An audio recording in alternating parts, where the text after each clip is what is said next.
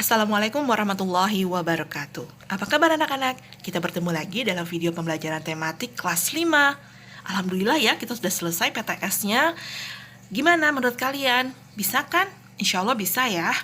Dan kalian juga sudah melewati masa-masa libur? Nggak juga ya. Oke deh, kita langsung aja yuk. Pada video pembelajaran kali ini, Bu Maya akan membahas beberapa hal. Buncis, makanan lezat, sehat, bermanfaat bagi tubuh Anda. Mengandung serat, protein, karbohidrat, dan vitamin. Direbus, dikukus, dipanggang, beku, matang, utuh. Tetap nikmat. Beri 1 dan dapatkan 99 potong gratis di pasar terdekat. Buncis, lambung senang, hati tenang. Maaf, videonya Bu Maya sekarang ada iklannya.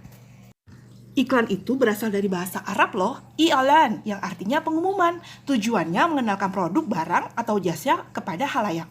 Kalimatnya berupa kalimat yang menarik, singkat, dan padat. Misalnya kalian ingin menawarkan barang atau ada diskonan. Kita lihat yuk macam-macam iklan. Ada iklan media cetak, iklan media elektronik, dan iklan di tempat-tempat umum. Ini adalah beberapa contoh iklan yang ada di media cetak. Iklan di media cetak menggunakan kalimat yang singkat, padat, dan jelas. Karena pada umumnya orang tidak akan berlama-lama untuk membaca sebuah iklan. Iklan di media cetak bisa dicantumkan di koran maupun di majalah.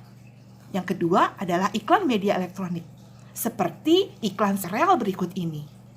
Iklan media elektronik bisa ditaruh di televisi maupun di internet dan juga radio. Kalau iklan televisi menampilkan gambar sekaligus suara. Berbeda dengan iklan yang ada di media cetak yang hanya menampilkan gambar saja. Kalau yang ini iklan radio. Mbak Lea, soto mau nggak? Mau. Jajan soto mayat yuk. Asik, jajan soto mayat. Bukan soto mayat, tapi soto maiyat. Lah iya mayat, Pak. Aduh, coba kamu bilang gini, mak iyat. Iyat. Maiyat. Maiyat. Nah, itu bisa. Maiyat gitu ya. Mayat. Nah, balik lagi. Soto maiyat. Soto nih, segere, maknyus, pokoknya. Nah, beda-beda kan antara iklan di media cetak maupun iklan di media elektronik. Media cetak menampilkan iklan yang hanya memiliki gambar dan tulisan. Sedangkan iklan di media elektronik menampilkan suara sekaligus gambar. Iklan di radio hanya menampilkan suara saja. Oleh karena itu, beberapa orang mengatakan konsep di iklan radio sedikit lebih sulit daripada di media-media yang lain. Coba sekarang kalian tuliskan di jurnal pembelajaran kalian ya. Setelah kita bicarakan iklan, sekarang kita bicarakan tentang makanan yuk.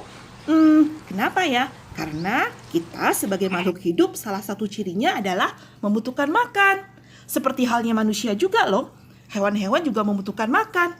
Kalau tidak, ya mereka tidak bisa hidup dong. Yuk kita lihat beberapa contoh hewan. Yang pertama adalah cacing. Organ pencernaan cacing adalah mulut, kerongkongan, tembolok, dan empedal.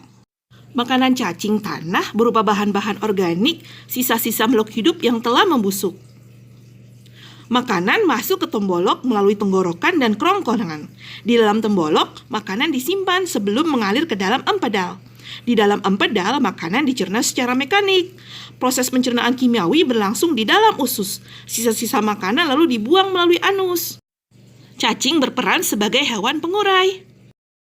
Berikutnya adalah sapi. Sapi memiliki 4 perut.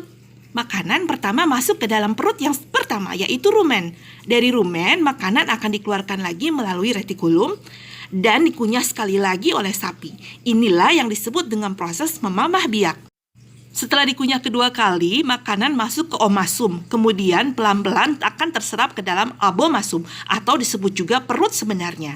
Dari abomasum, makanan kemudian masuk ke dalam usus halus dan akhirnya masuk ke dalam usus besar. Salah satu contoh serangga adalah belalang. Susunan organ pencernaan belalang meliputi mulut, kerongkongan, lambung, usus, dan anus.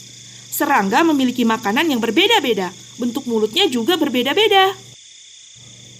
Berikutnya adalah ikan. Saluran pencernaan ikan terdiri dari mulut, kerongkongan, lambung, usus, dan anus.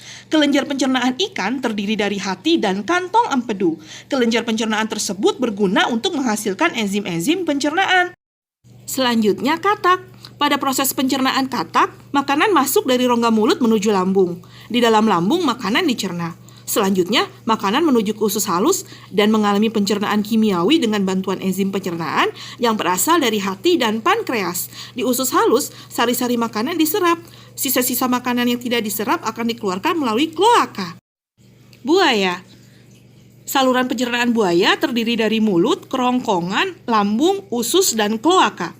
Kelenjar pencernaan buaya terdiri dari hati dan pankreas.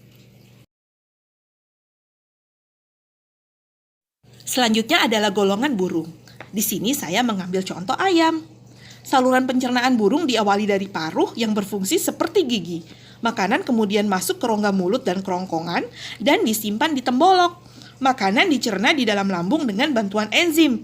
Sari-sari makanan diserap di dalam usus, lalu sisa pencernaan dibuang melalui kloaka.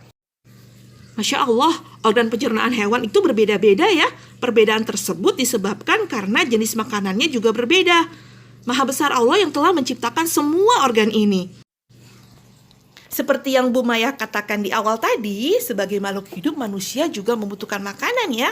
Tapi bagaimana ya proses pencernaan makanan yang dilakukan oleh organ-organ di tubuh manusia? Insya Allah kita akan membahas pada video selanjutnya. Terima kasih. Assalamualaikum warahmatullahi wabarakatuh.